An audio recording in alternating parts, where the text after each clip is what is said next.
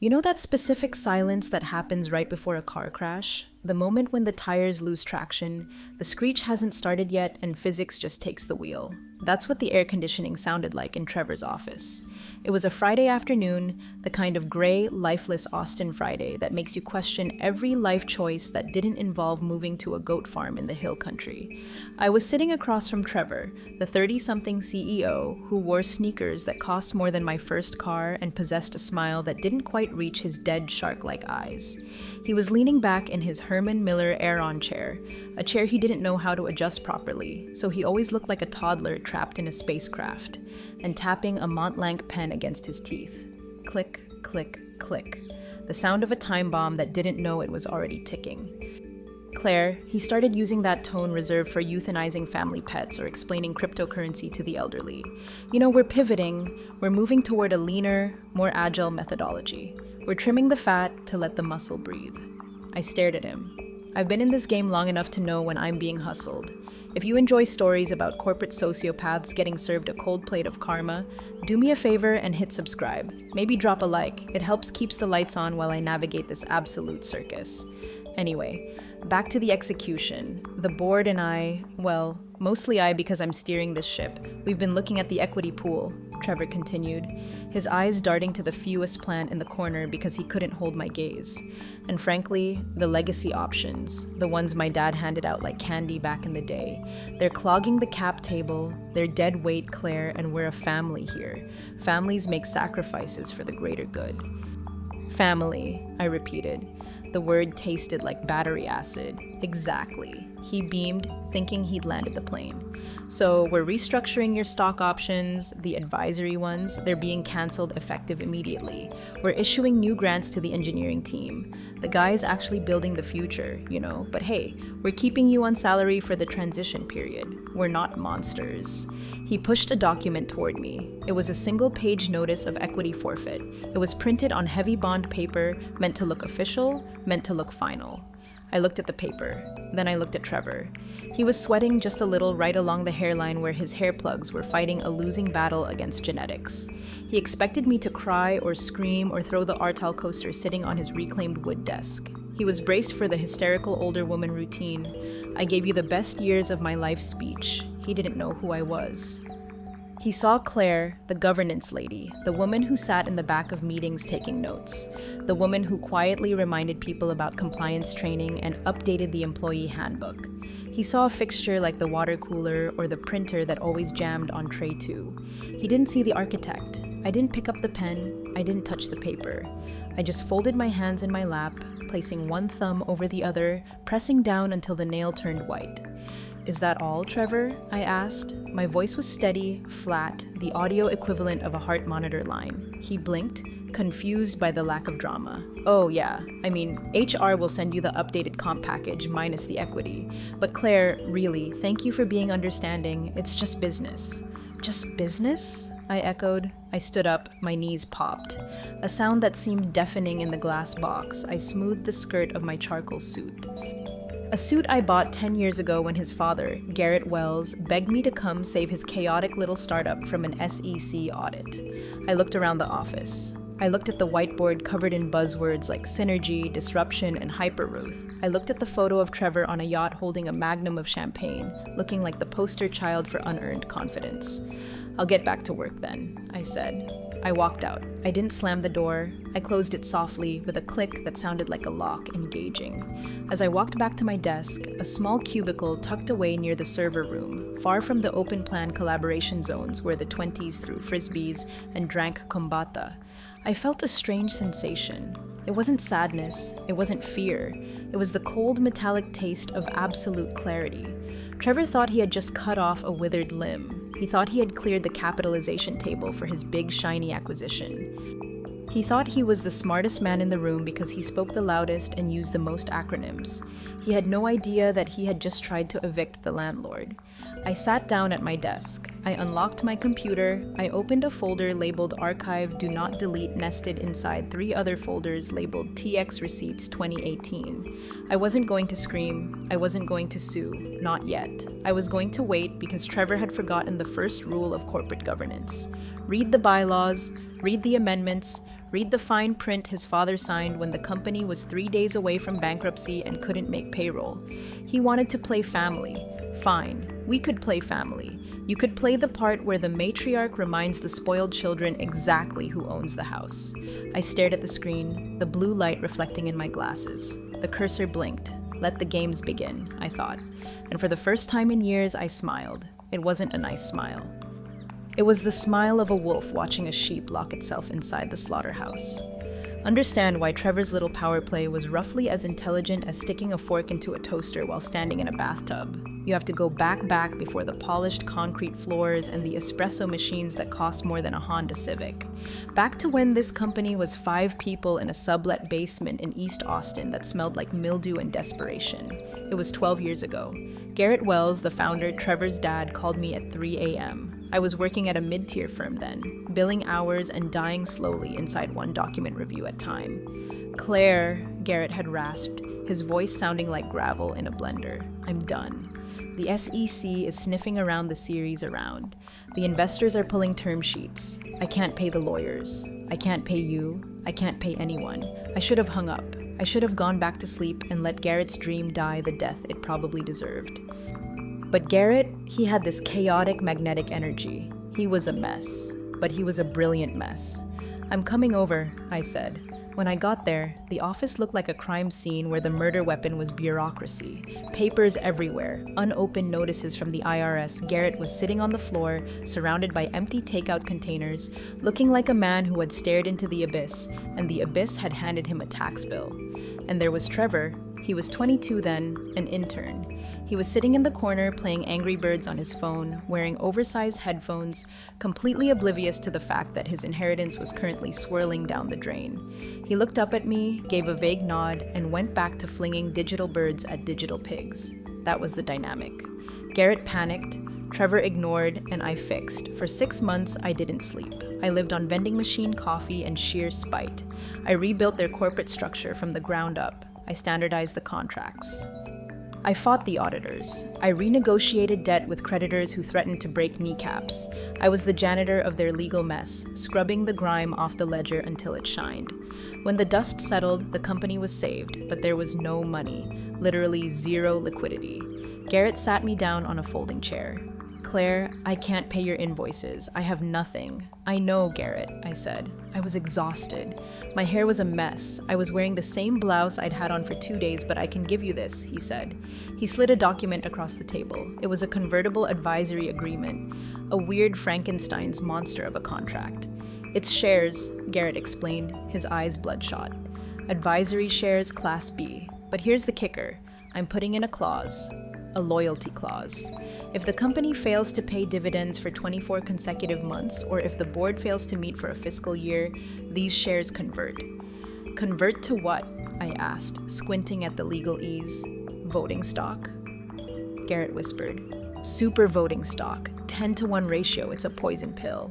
"Claire, if I ever lose control or if the vultures come circling and stop paying us, this kicks in. You become the fail-safe." I looked at Trevor in the corner, still useless, still playing games. Then I looked at Garrett, who was trusting me to be the keeper of the keys. "Why me?" I asked. "Because you're the only one who actually reads the paperwork," Garrett said. "I signed it." He signed it. We notarized it right there with a stamp I kept in my purse. I filed it away. Not in the main digital repository. Garrett was paranoid about hackers then, but in the physical Iron Mountain archives and a personal copy in my fireproof safe at home. Years passed. The company grew. Garrett got old and tired. He stepped back into a chairman emeritus role, which basically meant he played golf and pretended not to notice his son turning the company into a tech bro frat house. Trevor took over as CEO. Trevor, who never read anything longer than a tweet. Trevor, who treated me like the office furniture. Trevor, who saw governance specialist on my door and assumed it meant glorified secretary. He didn't know about the clause.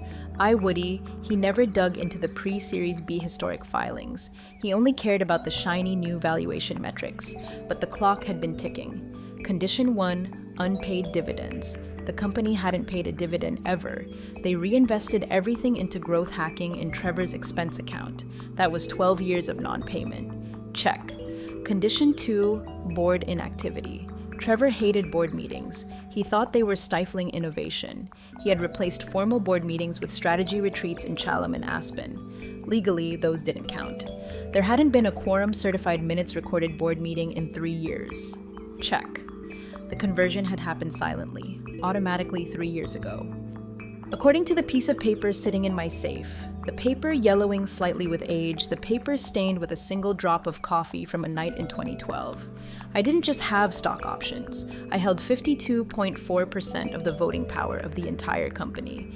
And Trevor, he was walking around strutting like a rooster, unaware that the fox was already sleeping in the henhouse, holding the deed to the farm.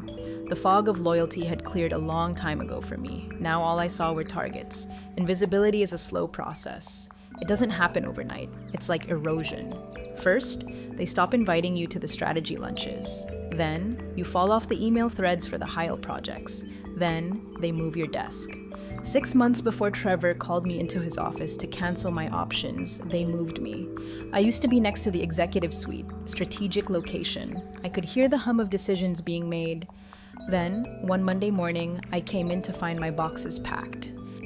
We're creating a wellness zone for the developers, the office manager, a 22-year-old named Chelsea Vargas who communicated primarily in emojis, told me. So, we moved you to the annex. It's quieter, better for whatever it is you do. The annex was a glorified storage closet near the server racks. It was cold. It hummed with the sound of fans cooling terabytes of data. It was where they put things they didn't want to look at, broken chairs, outdated promotional banners, and me. I became a ghost. I would walk down the hallway to get coffee. The good coffee machine was in the main kitchen, but I was unofficially banished to the Keurig in the basement, and people would look right through me. New hires didn't even know my name. One afternoon, a guy named Brett, because of course his name was Brett, stopped me near the elevator. He was wearing a vest over a t-shirt and holding a skateboard. He was the new VP of brand evangelism.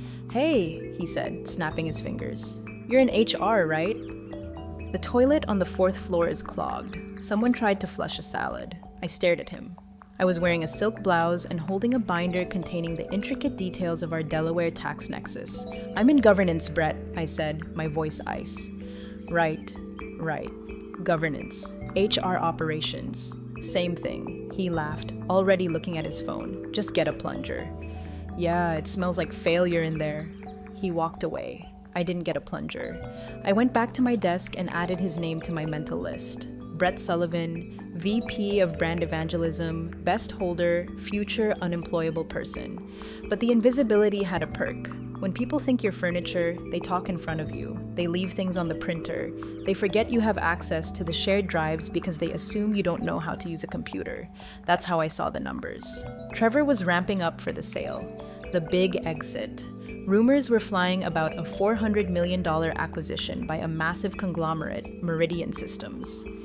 Not their real name, but close enough to get that valuation. Our EBITDA earnings before interest, taxes, depreciation, and amortization needed to look stellar. But it wasn't stellar, it was mediocre. So Trevor was getting creative. I watched the files update in real time on the server. I saw the adjusted EBIT to spreadsheets. They were moving operational expenses into capital expenditures to artificially inflate profit. They were counting projected revenue as recognized revenue. It was classic sloppy fraud, the kind of stuff that works for a quarter until the auditors actually open the hood. I sat in my cold corner by the servers wrapped in a patchment, a scarf watching the digital trail of lies grow. "You're getting sloppy, Trevor," I whispered to the screen. He was cutting corners on compliance. He was ignoring GDPR regulations. He was skipping the board approvals for major spending, approvals that technically needed my signature, though he thought he didn't need anyone's permission. Every day, I saved a copy, every altered invoice, every sketchy email thread where he told the CFO to make the numbers work or I'll find someone who can. The cost of my invisibility was high. My pride was bruised. My professional identity was erased. I was the crazy lady in the basement to these people, but the return on investment, it was going to be astronomical. While they were playing ping pong and drinking nitro brew coffee upstairs, planning how to spend their millions, I was building a dossier. I was constructing a coffin nail by nail, document by document. They thought I was obsolete. They didn't realize that in a company built on smoke and mirrors, the person who holds the flashlight is the most dangerous person in the world. I checked the time. 5:30 p.m. The office was getting loud. Beer, oh Fridays, I could hear the music thumping through the floorboards. I packed my bag. I took my hard drive. I walked out past the reception desk. Chelsea waved without looking up. "Have a good weekend," she chirped. "I will," I said, and I meant it because this weekend I was going to open the safe. My apartment in Clarksville is the antithesis of the startup office. It is quiet, it smells like beast walks and old paper. There are no beanbag chairs, there is no neon signage encouraging me to hustle harder. There is just order. That Friday night, after Trevor had fired me from the equity pool, I didn't drink wine. I didn't cry into a pint of Ben & Jerry's. I made a pot of very strong black tea, put on my reading glasses, knelt before the floor safe in my closet. The dial spun with a heavy, satisfying click. Left to 32, right to 18, left to 04. The door swung open. Inside, stacked neatly next to my birth certificate and my grandmother's jewelry, was the file. The file.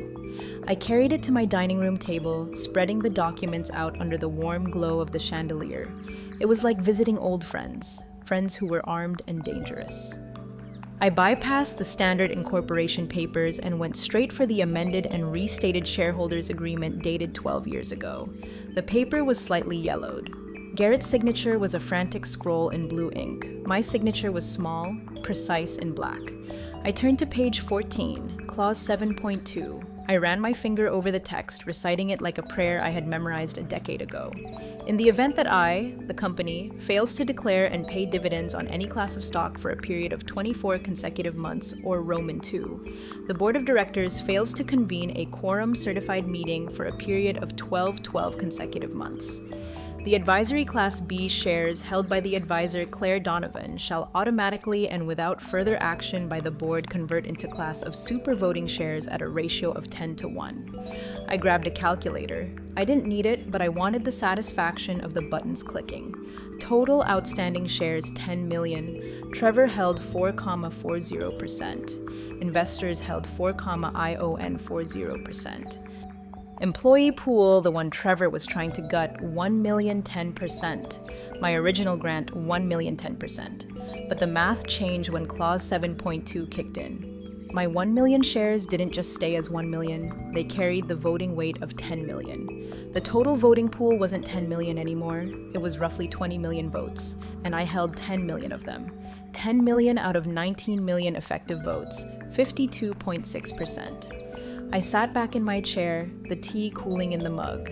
Trevor thought he had canceled my options. You can't cancel stock that has already vested, converted, and legally metamorphosed into a controlling interest.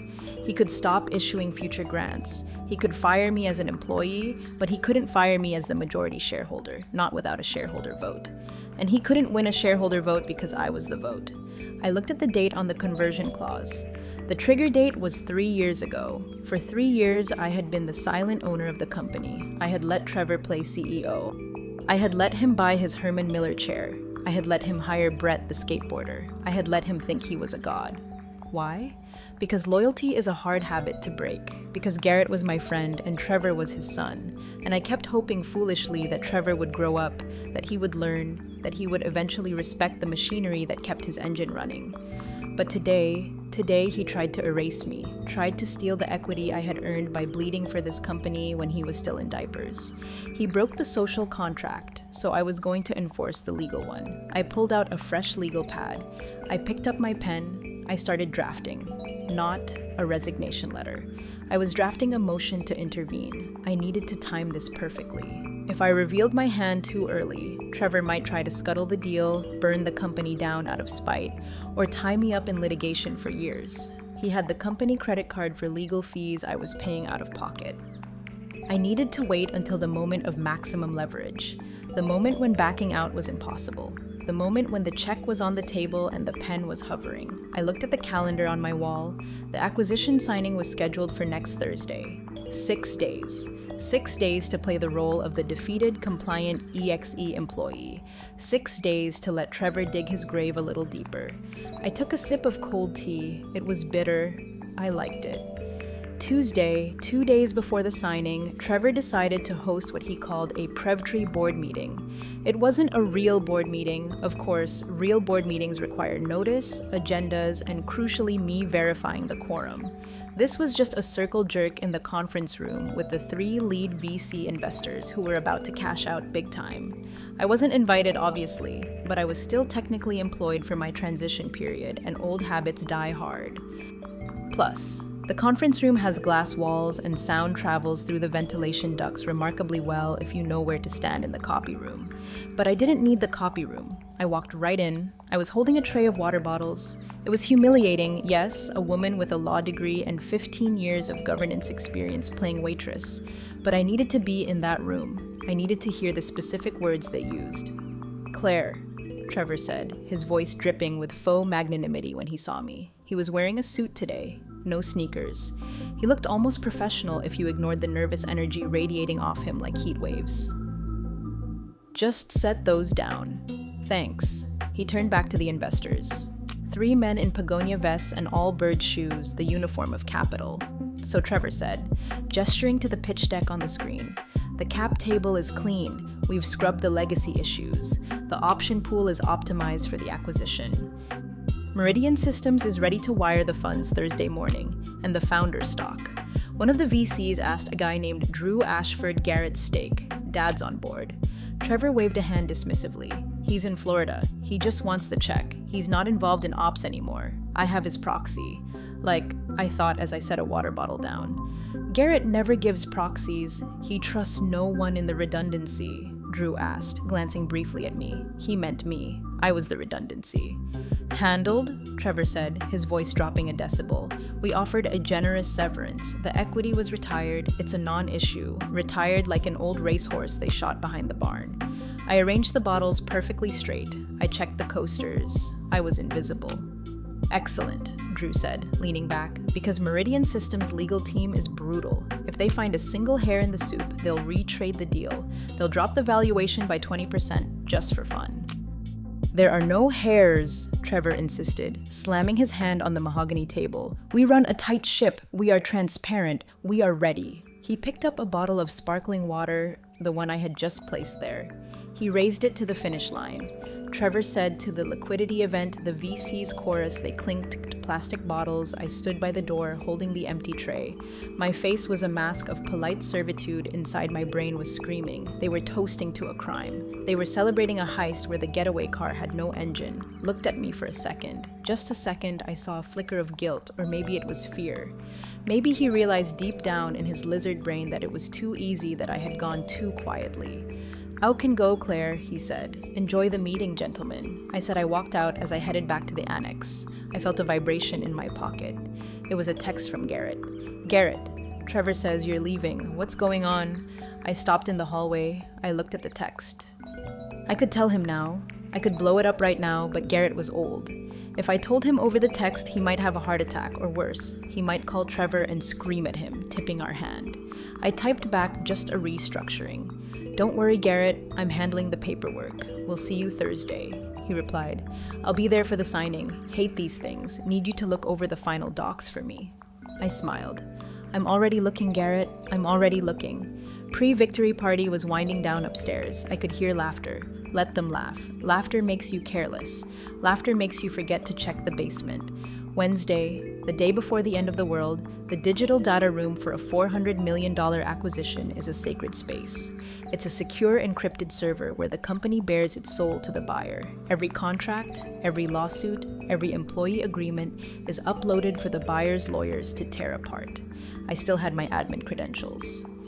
Trevor had instructed it to revoke my access by Friday. He was sloppy. He should have done it Monday. I logged in from the annex. I watched the file uploads coming in from Trevor's computer folder /capable final /file. Cap table VF final clean XL SX. I downloaded it. I opened it. It was a work of fiction. A beautiful, terrifying lie. There it was. Row 42. Claire Donovan shares 0. Status terminated / forfeited. He had actually done it. He hadn't just told me the options were cancelled. He had deleted them from the official ledger presented to the buyer. This wasn't just shitty boss behavior anymore. This was federal securities fraud. This was go to jail, do not pass go territory. If Meridian Systems bought the company based on the spreadsheet, and then I popped up later claiming 52% ownership, the lawsuit wouldn't just bankrupt the company, it would destroy Trevor personally. It would destroy Garrett's legacy. I stared at the spreadsheet. The cells were neatly formatted in Arial font. The lies looked so professional. My phone rang. It was a 212 number. Meridian Systems Outside Counsel, a firm known as the Vanguard Group. I didn't answer. I let it go to voicemail. Then a new notification popped up in the data room. Request from buyer counsel. Please provide original executed copies of all advisor agreements from 2010 to 2012. My breath hitched. They were digging. They were looking for the legacy paper. Trevor uploaded a file 5 minutes later. File advisor agreements consolidated PDF. I downloaded that too. I scrolled through it. He had included my original employment contract, but he had omitted the convertible advisory agreement, one with clause 7.2. He had cherry-picked the documents. He was actively concealing the controlling interest of the company. I leaned back in my chair. The hum of the servers sounded like a Gregorian chant. I had a choice. Option A, call the buyer lawyers right now. Send them the missing document. Blow the deal before it gets to the table. Meridian Systems walks away. The company stock crashes. Trevor gets fired, but the company and my potential payout burns to the ground. Option B, wait. Let Trevor sign the representation that the data is accurate. Let him commit the fraud on paper in ink. Then intervene before the buyer countersigns. If I did option B, I wasn't just saving the company. I was taking it. I picked up the phone and dialed a number I hadn't called in years. Garrett Clare. His voice was crackly distant. He sounded tired. I'm at the airport flying up for the signing tomorrow. Trevor says it's a done deal. Why do I feel like I'm walking into a trap? Because you are, Garrett, I said softly. What did he do? The edge was back in his voice. The old Garrett, he erased me, Garrett. He scrubbed the cap table. He's selling the company without disclosing the conversion clause. Silence on the line. Then a heavy sigh that sounded like a tire deflating. The idiot, Garrett muttered. The absolute arrogance blinded idiot. He thinks because he ignored the clause. Doesn't exist. He's going to sign the purchase agreement tomorrow. Garrett, he's going to commit fraud. Not if we're in the room, Garrett said.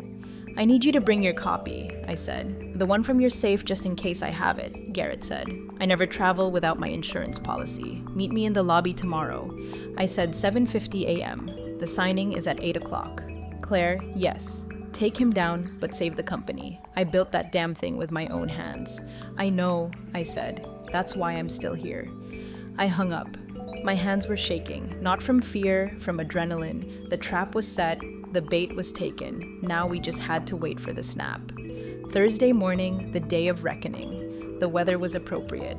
Thunderstorms. The sky over Austin was the color of a bruised plum. I stood in the lobby of our building wearing my best suit, a navy blue power suit that cost a month's rent. I wasn't the governance lady today.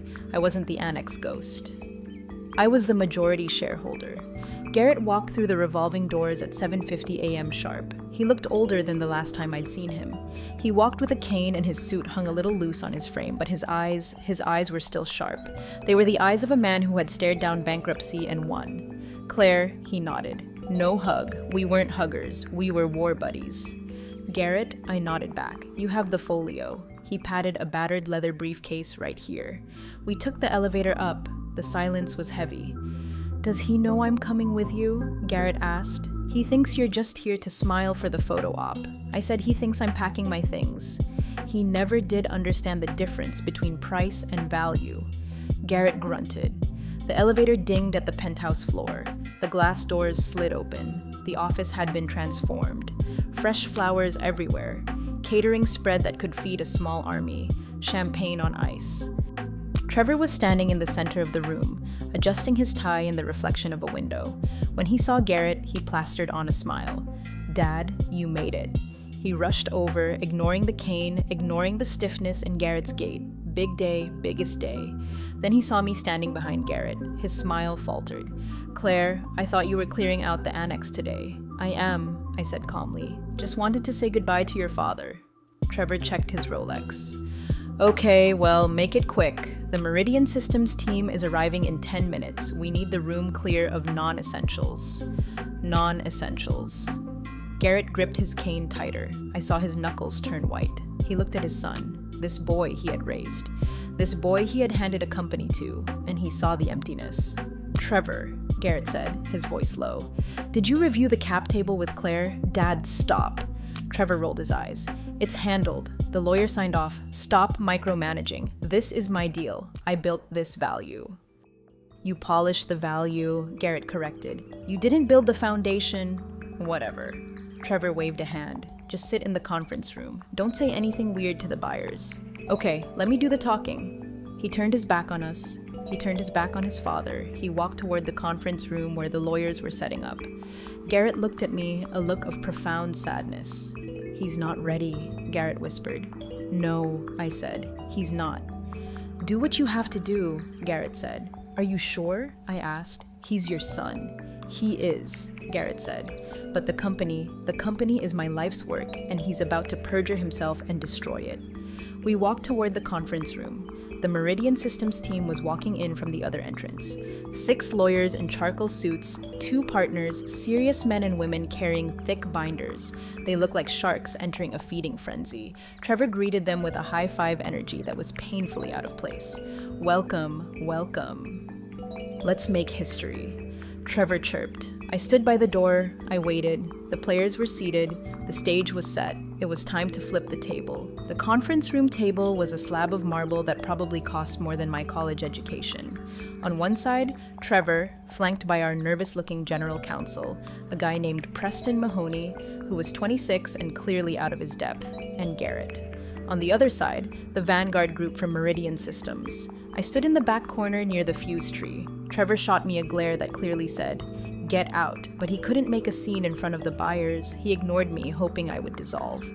The lead counsel for Meridian Systems, a woman with steel gray hair and glasses that looked like they could cut glass, opened the main binder. Her name was Vanessa Holt. All right, Miss Holt said, her voice was crisp. We've reviewed the final disclosures. We have the wire instructions queued. $400 million cash and stock deal. Trevor was practically vibrating. He was already spending the money in his head. However, Miss Holt paused. She pulled a single sheet of paper from her stack. We have one final housekeeping item regarding the capitalization table. Trevor froze. Yes, it's clean. We sent the clean version. We ran a standard search against the Delaware corporate filings this morning, Miss Holt said. Just a sanity check, and we found a discrepancy. She slid the paper across the marble table. There's a UCCC filing and a historic shareholder agreement referenced in the 2012 audits that doesn't appear to be resolved in your current ledger, a Class B convertible instrument. Trevor laughed, a nervous, high-pitched sound. Oh, that's ancient history. That was just some advisory thing for an old employee. It was canneled. Right, Preston? He kicked Preston under the table. Preston jumped. Yes. Retired, forfeited. Miss Holt looked over her glasses. You have the forfeit agreement signed by the holder. We gave notice. Trevor said it's an at-will employment state. We canneled the options. Options are one thing, Miss Holt said. Voting stock is another. If this instrument converted, it's not an option anymore. It's equity. And if you don't have a signed release, we have a problem. The room went deadly silent. The air conditioning hummed. Who is the holder? Miss Holt asked. She looked at the document. Claire. Trevor's face went pale. He opened his mouth, but no sound came out. I took a step forward. My heels clicked on the hardwood floor. Click, click, click. Every head turned. That would be me, I said. Trevor swiveled around in his chair. His eyes were wide, panicked. Claire, what are you doing? Get out. I ignored him. I walked straight to the table. I didn't look at Trevor. I looked at Miss Holt. I am Claire, I said. And I haven't signed a forfeit agreement. In fact, I haven't signed anything. I placed my folio on the table. I opened it. This, I said, pointing to the document, is the original convertible advisory agreement. And here are the bank records showing 0 dividend payments for 12 years. And here are the affidavits swearing that no board meeting occurred between 2019 and 2022. I looked at Trevor.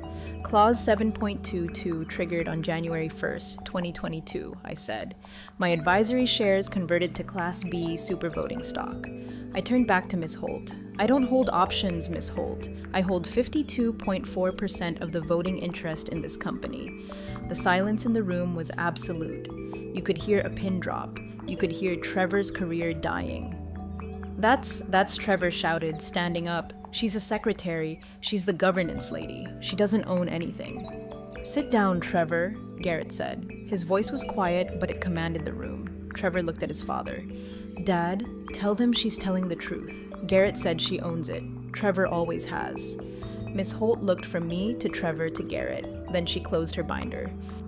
Well, she said it appears the person sitting in the CEO's chair doesn't actually have the authority to sell this company. She looked at me, a look of professional respect. Claire, she said, are you the controlling shareholder? I am, I said.